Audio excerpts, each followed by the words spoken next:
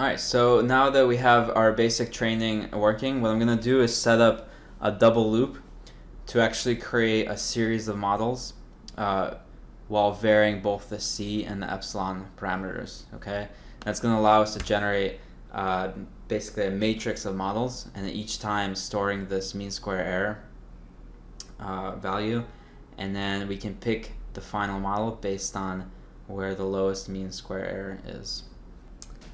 Okay, so the first thing I'm going to do is set up a empty array to store my mean square error validation numbers. Okay, so I'm going to have that variable and then an empty array.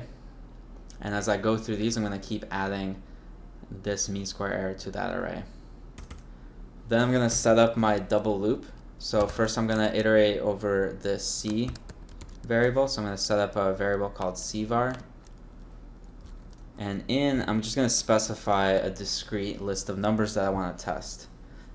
Okay, so I've done this before. I know some numbers that work pretty well. In this case, we're going to have many pieces of data, and it's all pretty messy, right? It's not kind of going to be easy to break up. So we're actually going to specify very high values for cvar to get that model to be pretty complex. Okay, we want a pretty complex model because we have a lot of variation in the data. And this is not something you'll know right off the bat, and this is why we do this kind of validation step. You can start to feed in a lot of different values and then use the mean square error on the validation set to figure out what the best model is. So I've done this before. I know that a pretty good range of 3 values is somewhere in this range. Okay, so I have 10,000, 100,000, and 200,000. Those are going to be the 3 values I test for C on one axis of my matrix. Okay, I'm going to do the same thing in the second part of the loop. I'm going to, for each value of C, I'm going to try 3 values of epsilon. So I'm going to create a variable called evar, and then I'm going to create a discrete list of epsilon values. And in this case, just like we want a high number for C to create a complex model, we want to keep evar pretty low. Okay, we don't want too soft of a margin because it's going to create results that are too simple. Okay, we want some variation in our data. Okay, so here I'm going to use very low numbers. Here it's a 1 with 7 zeros in front of it, and then a 1 with 5 zeros in front of it, and then 0.001. And again, these are just numbers that through practice I've seen that create a pretty good range of results. Okay, so now I'm going to move all of this analysis into this double loop. So I'm going to select everything, hit tab twice. So now this is going to happen for each set of values. So each time a new model is going to be fit. Here I'm going to specify, instead of these constants, my actual variables. So C will be equal to cvar, and epsilon will be equal to evar. So it's going to train a new model every time for each of these combinations. It's going to train actually 9 models. Each time it's going to use that model to predict the values of the validation set, and it's going to calculate the mean square error.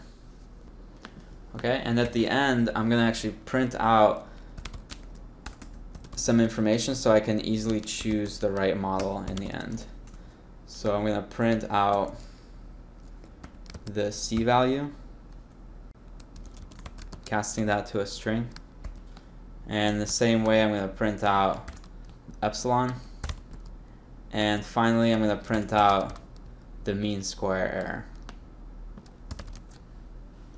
And what this is going to allow me to do is just to look through all the printouts, pick the lowest mean square error I see, and then I'll know right away what the C and the epsilon values are for my best model. And here I'm just going to print out some dashes to separate out the results. Okay, so once I have that double loop, I can run the model. You can see it there working through all of my different models. There should be 9 entries here. And you can see it corresponds to all our different entries for the model parameters. Okay, you can see that the error values are changing, and they're changing a lot more based on the C parameter than on the epsilon. Okay, so now that we know everything works, this is our basic setup for training a model and cross-validating it. The last thing we want to do is just take out this 1,000 range, and we want to train it based on all of our data. Remember that the whole point of big data is that we can use all of the data we have. We don't have to limit ourselves to a subset. So we're actually going to apply all the data. And this will take some time, but it's manageable. And there's other strategies for processing even larger sets of data. Okay, so I'm just going to take off that whole bracket. And now we're going to work through the entire set of data. I'm going to hit run.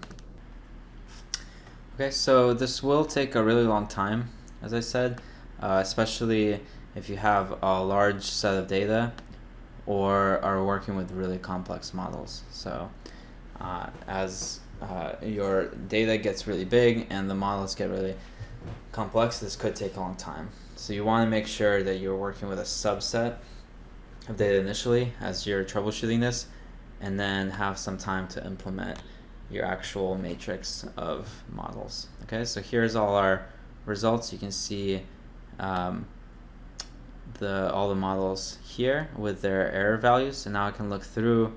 I see right away that on the higher value of C, they all have a very high error rate.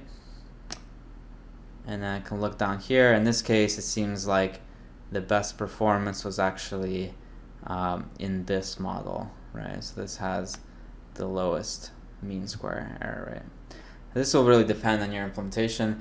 In this case, because it's at the extreme of my values, right? It's at the lowest C and the lowest E. I would set up probably another run to actually try to get something even lower than this. Okay, but for the purposes of this demo, I'm just going to go ahead and create this model.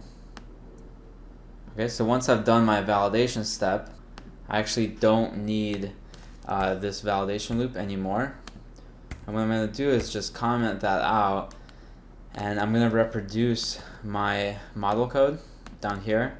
And this, I'm just going to run one model with my chosen parameters. So here for C, I'm going to input 10,000. And for epsilon, I'm going to input 0.001.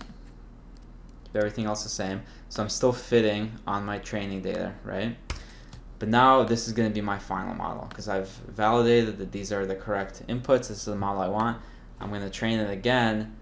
But in this case, after I train it, I want to apply it to a new set of data. And in our case, what we want to do is actually visualize the model by training the data on the centroids of each of these squares.